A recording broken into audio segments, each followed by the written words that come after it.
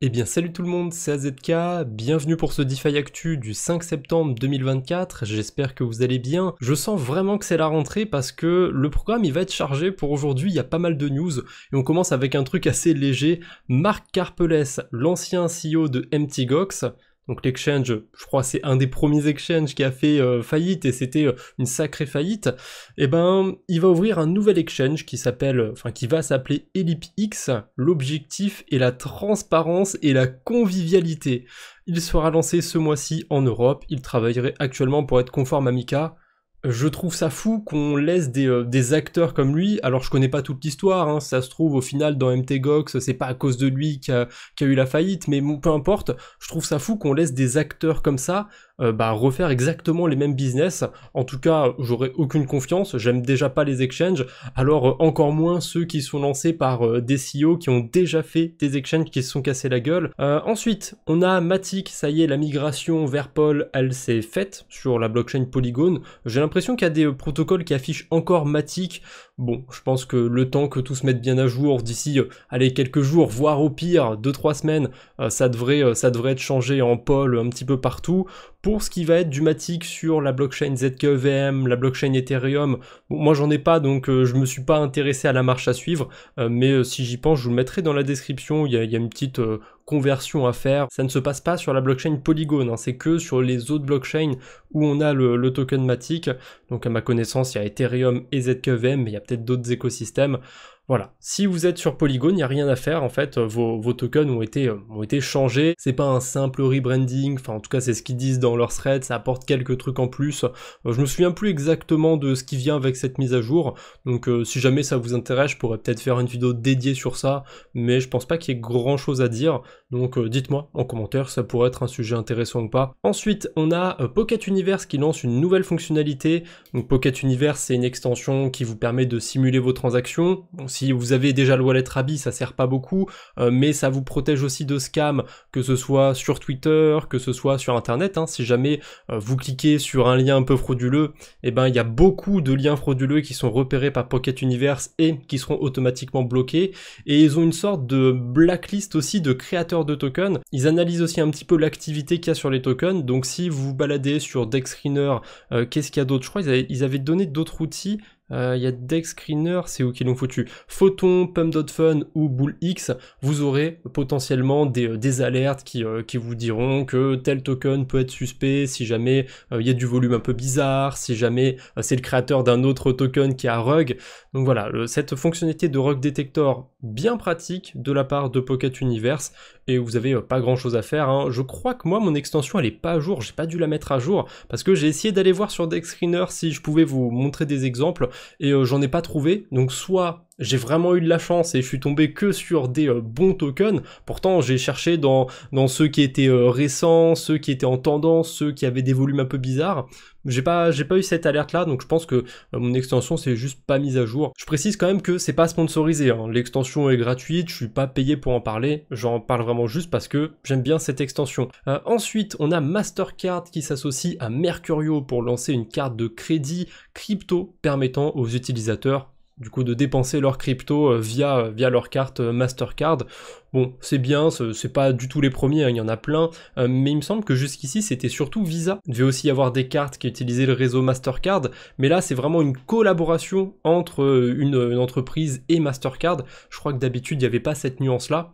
Donc écoutez, c'est bien comme produit sur le papier, mais en termes d'utilisation, en France c'est pas utilisable un produit comme ça, parce que ça veut dire qu'à chaque dépense on doit le noter, et ensuite on doit calculer si on a de la plus-value, de la moins-value sur son portefeuille au global, et ensuite on doit le rapporter, payer des impôts éventuellement l'an prochain, enfin c'est un enfer en fait de la déclaration quand on dépense des cryptos en France, donc vraiment le mieux si on veut dépenser des cryptos c'est de faire soit, je crois que c'est 305 € de dépenses, en dessous de ça on n'est pas obligé de déclarer, puis de toute façon je pense pas que pour un achat dans un magasin vous allez vous faire emmerder par les impôts honnêtement, mais oui c'est clair que si vous faites des dépenses au quotidien, là vous allez être emmerdé, donc c'est clairement pas pratique en France, à part si vous faites une grosse dépense dans l'année, là vous pouvez l'écrire, la déclarer, ça marche.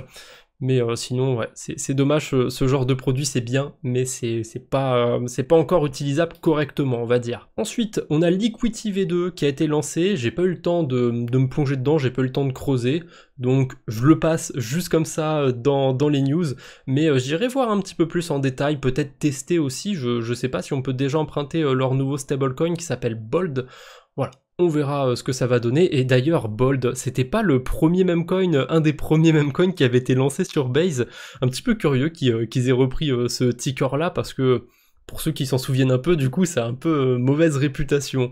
Bref, je vais me plonger dedans quand j'aurai le temps, et si jamais il y a des choses très intéressantes à dire sur l'equity, ben peut-être que je vous en ferai une vidéo. Ensuite, on a le Cryptonome qui nous partage ça. Si tu avais investi 10 $ tous les jours depuis un an sur Ethereum, tu aurais perdu 104 $.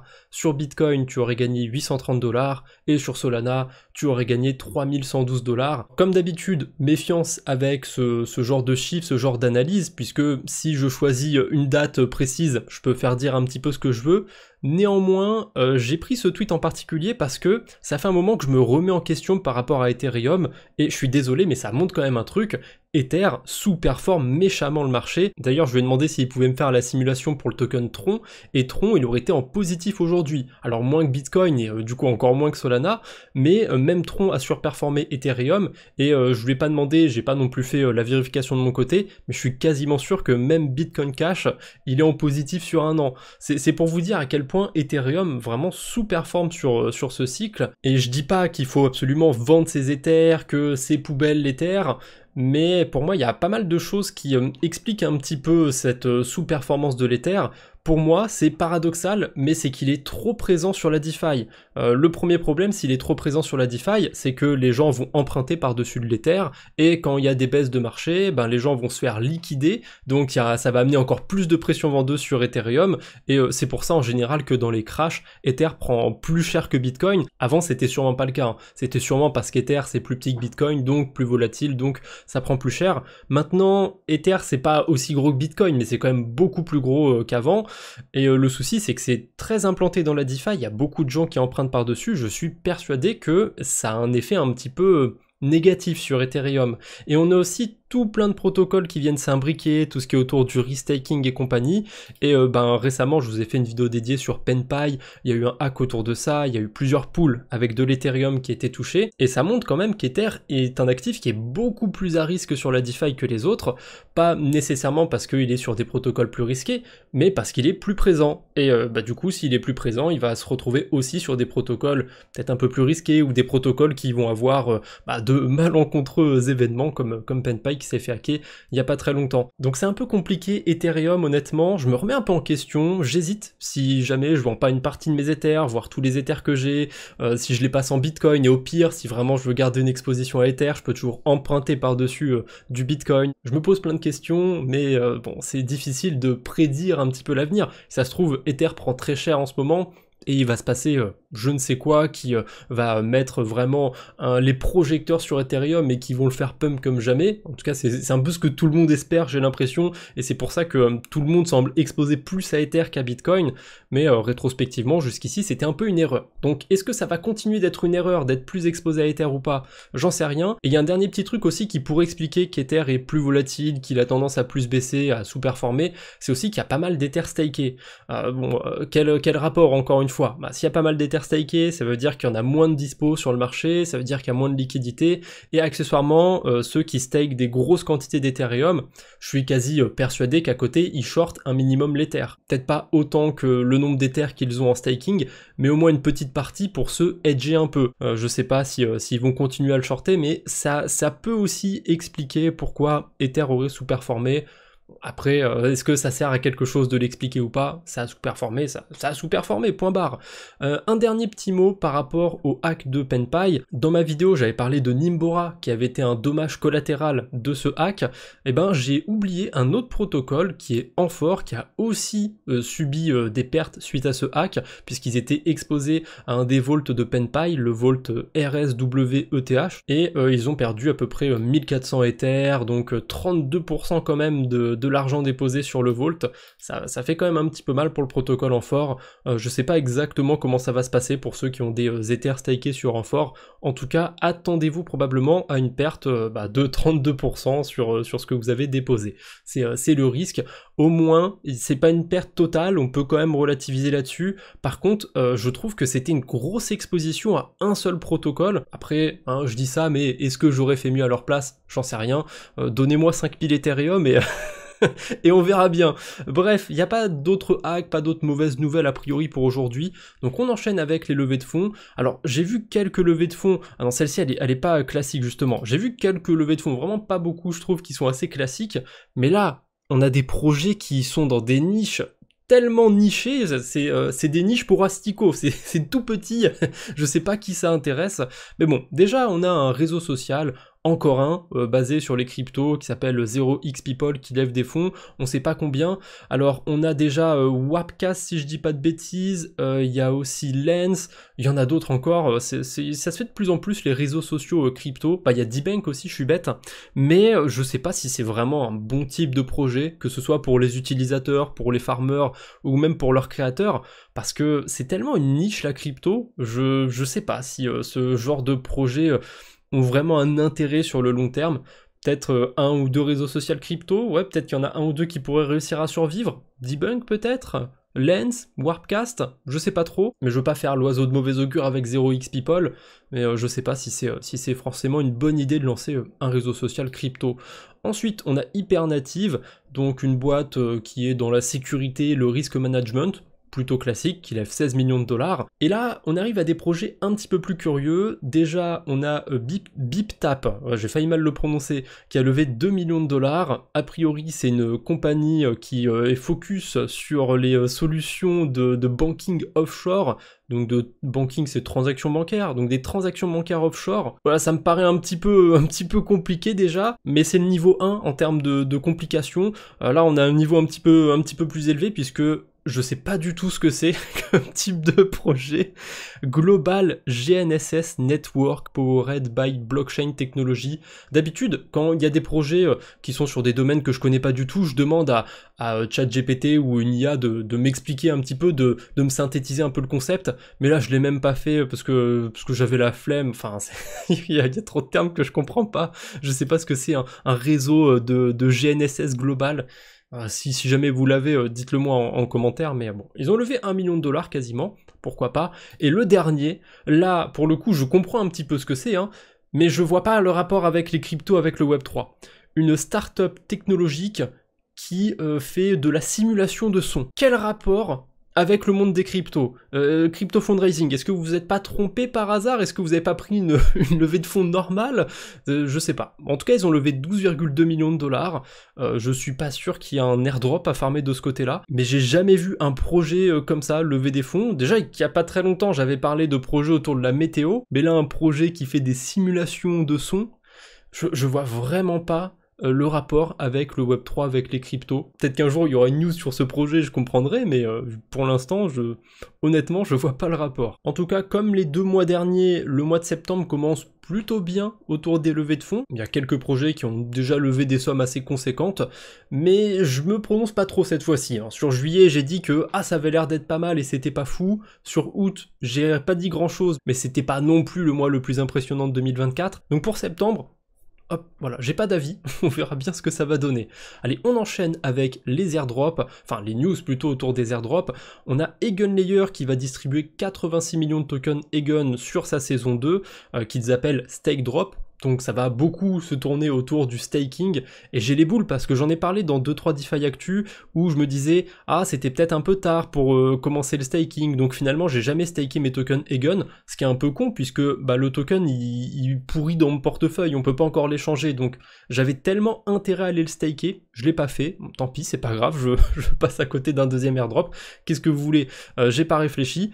Donc pour ceux qui l'ont staké, même si vous l'avez unstaké, il n'y a pas de deadline ou quoi que ce soit. soit. En fait, de ce que je comprends, ils font une sorte de moyenne entre le 15 mars et le 15 août, et si vous avez staké sur la moitié de cette période, et vous aurez un demi-airdrop, on pourrait dire, enfin vous aurez moins de tokens que si vous avez staké sur toute la période. Voilà, ça va être en fonction du temps que vous avez laissé vos tokens Egon stakés. Donc pour ceux qui ont staké leur Egon, vous aurez des tokens en plus, probablement à les récupérer, ça m'étonnerait que ce soit directement distribué sur vos portefeuilles. En tout cas, on a une date, ça devrait arriver le 17 septembre, mais ça veut pas dire que le token sera échangeable le 17 septembre. On sait juste qu'il y aura plus de tokens qui vont être distribués, mais ce sera peut-être comme la saison 1, le token sera peut-être pas encore échangeable. Ensuite, on a Getgrass qui a lancé le checker de son airdrop. J'ai jamais utilisé ce truc. Je crois qu'on pouvait en gros faire tourner son PC. Je sais plus exactement à quoi ça sert Getgrass. Il me semble que ça permet d'utiliser une petite partie de la puissance de calcul de son appareil et de la mettre à disposition à Grass. Et jusqu'ici, je sais pas si c'était vraiment utilisé ou si c'était juste pour générer des points. En tout cas, c'était relativement passif comme airdrop à farmer. Je l'ai pas fait. Le token devrait arriver sur Solana en tout cas, puisqu'il faut connecter une adresse Solana. Donc est-ce que vous êtes éligible à beaucoup de tokens grâce? Pour ma part, c'est 0. Ensuite, on a Aleo aussi qui annonce son airdrop. Pareil, là je prends la news de Mage parce que j'ai pas du tout couvert Aleo, j'ai pas du tout suivi. L'éligibilité... Il y a plein de trucs à l'écran, franchement mettez pause et lisez un petit peu parce que je vais pas vous citer tout ce qu'il y a, mais bon c'est beaucoup de trucs autour de testnet, parce que Aleo jusqu'ici c'était sur testnet il me semble. Il faudra un KYC pour récupérer son airdrop, ça me rappelle Eveil, il y avait un KYC ou pas? Non, Eveil il n'y avait pas de KYC, c'était quel airdrop? C'était pas Layer 0, c'était le projet qui s'était lancé avant Layer 0, il y avait un KYC, je m'en souviens. Ensuite, les jetons seront bloqués 1 an après le claim, donc ça n'a pas l'air d'être l'airdrop le plus folichon. J'espère que vous n'avez pas perdu trop de temps sur les testnets, ou alors que ce sera vraiment un token intéressant, ce fameux Aleo. Ensuite, on a Mod, et je reprends les mots de Alakazu sur Discord, c'est du déjà vu. La saison 1 de Mod avait été repoussée de... quelques semaines ou peut-être quelques mois. Non, je crois que c'était quelques semaines, faut peut-être pas abuser non plus. Là, c'était censé se terminer le 6 septembre. Tiens, on repousserait pas un petit peu jusque début octobre? Honnêtement, je leur en veux pas, parce que je pense que tout le monde s'en fout de la saison 2 de Mod, donc c'est quand même pas cool de donner des dates et de repousser, mais honnêtement, qui farme Mod? J'en ai un petit peu parlé quand même sur la chaîne YouTube de dire « Ah, j'aurais pu farmer Mod ». Bon, finalement, j'ai encore le temps si vraiment j'en ai envie, mais ça m'a pas l'air d'être si intéressant que ça à farmer, donc je suis passé un peu sur d'autres écosystèmes. En tout cas, il y aura une saison 3, sans surprise, et ça devrait commencer début octobre. On verra si j'ai bien fait de pas rester sur Mod pour cette saison 2, ou si j'aurais dû m'acharner un petit peu. Peut-être qu'il y aura une bonne surprise, mais en tout cas ce sera pas pour ce mois-ci, ce sera pour le mois prochain. Et enfin, je crois que c'est la dernière news autour des airdrops, enfin, news, avec des gros guillemets, on a Scroll qui nous tease un truc. Voilà, je vais couper le son, je sais pas ce qu'il nous tease exactement, ça va être une saison 2 des points, ou une saison 2 des badges, ou je sais pas quoi. Je m'attends vraiment à rien de la part de Scroll. Au début, ils avaient un petit peu une approche OG, je trouve, par rapport à leur communauté, et ils ont lancé leur système à points, leur système à badge et tout. J'ai plus aucune confiance en Scroll. J'ai clairement l'impression que c'est un Layer 2 qui a été lancé par des VC qui ont bien performé en 2021, qui savaient pas trop quoi faire de leurs sous, alors ils ont essayé de lancer un produit qui est dans l'air du temps, et ils espèrent qu'ils auront un retour sur investissement. C'est comme ça que je vois Scroll, je dis pas que c'est la réalité, mais en tout cas, j'arrive pas à voir Scroll autrement maintenant. Voilà, j'ai vraiment une perte d'intérêt pour Scroll, et Linea, j'en parle même pas, il est même pas dans les news. Ouais, il se prend une balle comme ça, balle perdue pour Linea, mais ouais, c'est Consensus derrière, c'est encore pire. On a Etherfi qui fait un énième partenariat avec Lombard. C'était pas en particulier pour parler de ce partenariat, c'était plus pour dire que Etherfi sont partout. À chaque fois que je vois un projet, surtout les projets autour du restaking, les projets qui ont des points, quasiment systématiquement, c'est un projet qui va être en partenariat avec Etherfi. Le dernier que j'avais en date, c'était le Layer 2 Corn. On peut déposer, il y a un partenariat avec Etherfi, et du coup on peut déposer leur Ether staké. Etherfi, ils essayent, c'est marrant parce qu'il y a Ether dans le nom, mais ils essayent aussi de surfer la hype de Bitcoin et du restaking, et du coup ils ont plusieurs produits autour du restaking de Bitcoin, et là ils font un partenariat avec Lombard Finance. D'ailleurs, on en voit plein des protocoles de restaking. Est-ce qu'il y a vraiment une utilité d'en avoir 10 différents? Je comprends pas trop, surtout que pour l'instant, il n'y a rien de live, c'est que des points qu'on vient farmer, donc est-ce qu'il y a vraiment un intérêt à tous ces protocoles de restaking?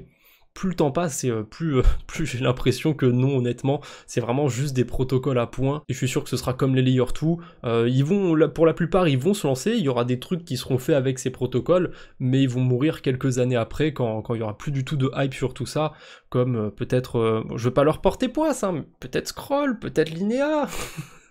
Je sais pas, on verra hein, si ça va tenir sur le long terme. Juste histoire de vous dire que je vous l'avais dit, Binance qui va lancer en septembre un produit de staking sur Solana. Voilà, le tweet qu'ils avaient fait en disant BNSol, c'est évidemment le ticker de leur version stakée du Solana. Pas grand chose à dire sur cette news, c'était assez évident. On a le FBTC de Ignition qui est essentiellement sur Mental pour l'instant, mais je crois qu'ils sont aussi du côté d'Ethereum et d'Arbitrum, qui lancent une campagne à points. On peut faire tout un tas de carabistouilles sur Mental, sur Ethereum, et ça devait pas être Arbitrum, ça devait être la Binance Smart Chain aussi. Aucune idée de ce que ça donne, j'ai pas eu le temps de creuser ce FBTC, de voir ce qu'on pouvait en faire, mais quand j'aurai le temps, ça fait beaucoup de projets là, mais quand j'aurai le temps, j'irai aussi jeter un œil du côté de Mental. Un petit mot pour faire écho à la vidéo que j'ai faite récemment sur Sui, et plus précisément sur la console que va lancer Sui.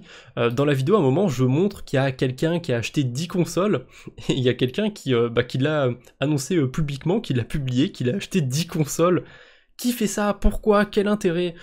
J'espère qu'il a une famille nombreuse qui va pouvoir refourguer ses consoles, parce que, comme je l'ai dit dans ma vidéo, oui, on peut spéculer sur des airdrops avec cette console, mais de là à rembourser la console, elle coûte quand même 600 balles, je suis pas sûr, hein. J'aime bien l'écosystème Sui, mais 600 $ d'airdrop, je souhaite que ce soit rentable évidemment comme opération, mais je doute un petit peu. En tout cas, j'aurais pas pris le risque personnellement. Pas avec 10 consoles en tout cas, avec une, voire deux pourquoi pas, mais 10 ça fait beaucoup trop. Et pour terminer cette vidéo, il y a deux mèmes du jour entre guillemets. Le premier mème, c'est une histoire qui s'est passée en Écosse. Alors c'est une histoire qui est pas terrible, hein. Les autorités écossaises saisissent et convertissent 144 000 $ de bitcoin volés lors d'un cambriolage à la machette. Je vous l'ai dit, hein, c'est pas très gai comme histoire. Par contre, ce qui est drôle, c'est ce passage-là de l'histoire. Ils ont également dérobé une voiture et d'autres objets de valeur, 3 petits points, après avoir blessé une femme en la frappant avec une barre de chocolat Toblerone personnalisée. Quand j'ai lu ça, je m'y attendais tellement pas. D'où est-ce que ça sort? D'où est-ce que tu frappes quelqu'un avec une barre de chocolat? Enfin, personnalisée, attention.